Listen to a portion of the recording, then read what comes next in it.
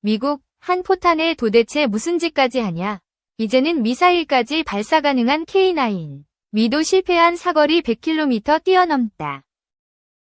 서방 세계 지상군의 표준으로 자리 잡은 무기 중 대표적인 것이 155mm 곡사포다.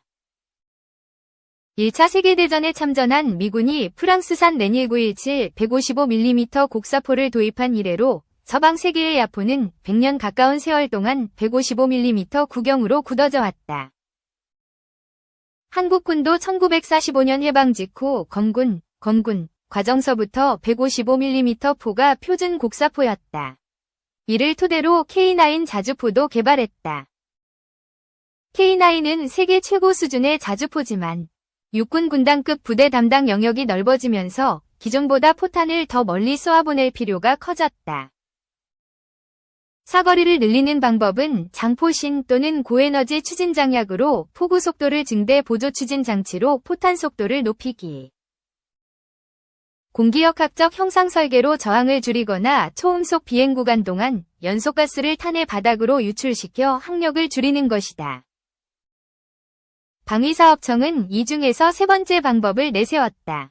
방위사업청은 지난 16일 제163회 방위산업추진위원회를 개최해 155mm 사거리 연장탄 최초 양산안을 심의 의결했다. 지난해 12월 체계개발 완료 직후 본격적인 양산체제에 돌입하는 셈이다. 현재 K9 자주포에서 쓰이는 포탄은 KM107, KM549A1, K307이다. KM으로 시작하는 탄은 국내에서 면허 생산한 미국산이다. K로 시작하는 탄은 순수 국산이다. 모두 풍산에서 만든다. KM107은 1910년대 프랑스에서 만든 포탄을 미국이 면허 생산하다 1950년대 개량한 M107의 국내 생산품이다.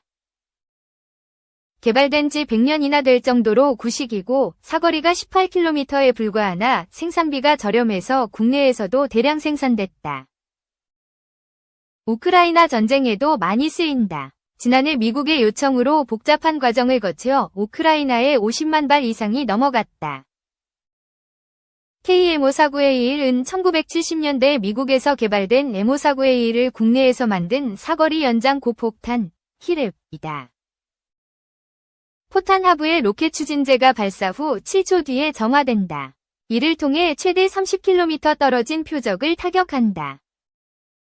다만 탄두 중량과 거리의 상관관계 때문에 멀리 날아가는 대신 탄두 중량이 적고 사거리가 늘어났지만 로켓 추진을 제어할 수 있는 장치가 없어서 오차도 커졌다.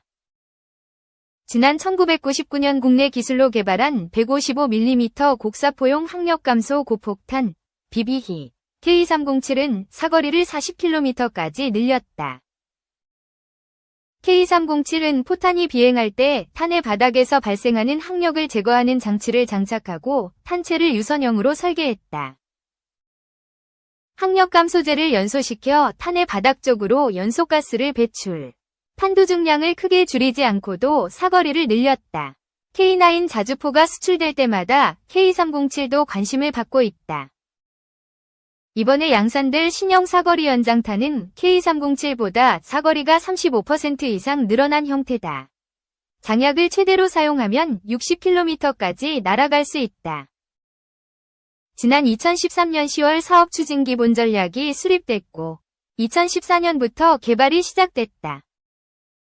2021년 말에 운용시험 평가가 끝났으나 일부 미비점을 보완해야 한다는 결론에 따라 전력화가 당초 계획보다 지연됐다. 지난해 8월 전투용 적합 판정이 내려지고 같은 해 12월 국방규격화되며 체계 개발이 완료됐다. 방위사업청은 제작사인 풍산과 계약을 맺고 2027년까지 3,754억 원을 들여 포탄을 생산할 예정이다. 신형 사거리 연장탄은 항력감 소재와 로켓 보조 추진제를 결합해 사거리를 늘렸다.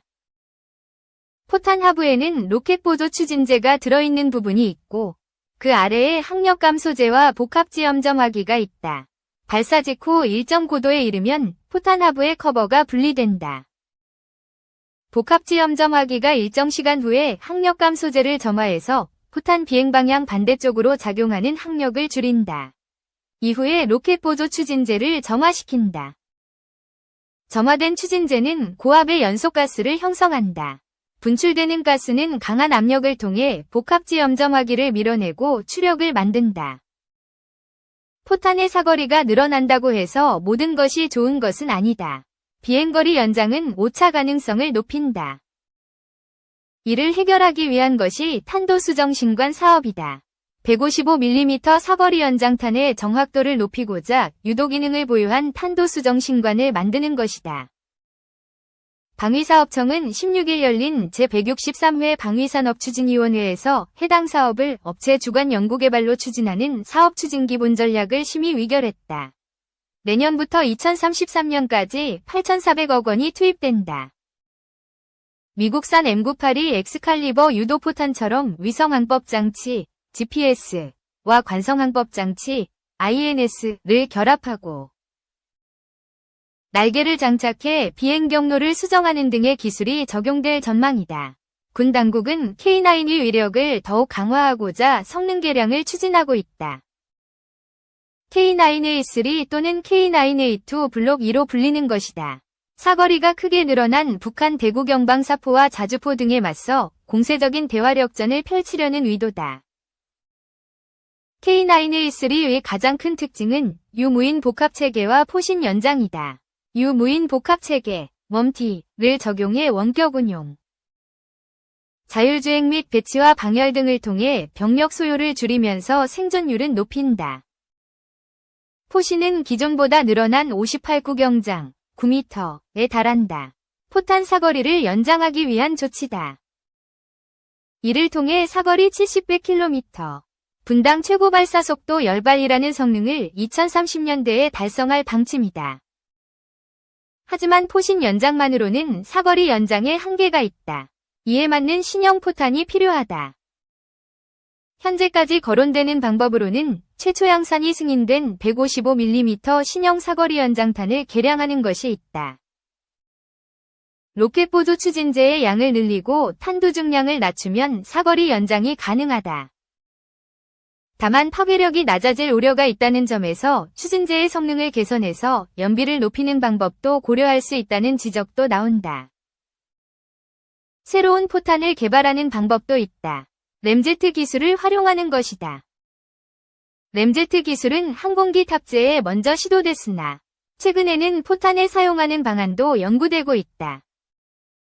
램제트 엔진은 압축기와 터빈을 쓰지 않고 대기 중 산소를 흡입해 압축한다. 전체적인 중량을 줄일 수 있고 초고속 비행에 적합하다. 정지 상태에서는 공기를 압축시킬 수 없어서 속도가 초음속일 때 작동한다. 이를 155mm 포탄에 적용하면 사거리와 속도를 늘릴 수 있다. 한국군의 자주포와 곡사포는 포구 초속이 음속의 2배가 넘으므로 램제트탄을 사용할 여건은 갖췄다. 포탄에 적용되는 것은 고체연료 램제트 기술이다. 액체 연료는 장기간 보관하기가 어렵고 연료 공급 장치 등이 필요하기 때문이다. 국내에서도 램제트 기술에 대한 연구가 지속되어 왔다. 추진제 연소나 공기흡입구 형상 등에 대한 연구가 이뤄져 왔다. 램제트탄의 경우 풍산을 중심으로 연구가 진행 중이다. 풍산은 과거 대한민국 방위산업전 DX코리아, 과 서울국제항공우주 및 방위산업전시회 ADX 등을 통해 램제트탄을 소개한 바 있다. 당시 공개된 모형 등에 따르면 램제트탄은 탄두부에 공기를 빨아들일 흡입구를 설치하고 옆에는 보조 날개를 장착했다. 흡입구를 통해 들어온 공기는 포탄 후방에 있는 연소실로 흘러들어가 포탄이 날아가는 데 필요한 추력을 내는 데 쓰인다. 보조 날개는 비행 과정에서 발생할 수 있는 오차를 수정해 표적에 정확히 명중하도록 돕는다. 포탄 하부에 있는 날개는 포탄의 무게중심을 맞추면서 공기저항으로 포탄이 비정상적으로 비행하는 것을 막는 역할을 한다. 과거 북한이 무수단 중거리 탄도미사일 IRBM 발사에 거듭 실패하자 미사일 하부에 그리드핀이라 불리는 보조 날개를 장착. 비행 안전성을 높인 바 있다. 이렇게 만들어진 램제트탄은 발사 직후 램제트 엔진을 작동시킨다. 10여 초 동안 유지되는 추력을 통해 항력을 적게 받는 높은 고도로 포탄을 밀어올린다. 이를 통해 사거리도 획기적으로 증대된다. 여기에 새로 개발될 탄도 수정 신관이 추가되면 정확도도 높아질 수 있다. 우크라이나 전쟁을 계기로 더욱 주목받는 포병 전력은 사거리, 정확도, 타격 효과 향상을 위한 기술 개발이 빠르게 이뤄지고 있다. 사거리 연장탄과 신형 탄도 수정 신관은 한국군 포병의 전투력을 한층 끌어올릴 수 있는 새로운 무기가 될 가능성이 크다. 이를 통해 한반도에서 양적 우위를 차지하고 있는 북한 포병에 맞설 질적 우위를 확보할 수 있다. 가까운 미래에 등장할 신형 포탄과 관련 기술에 관심이 집중되는 이유다.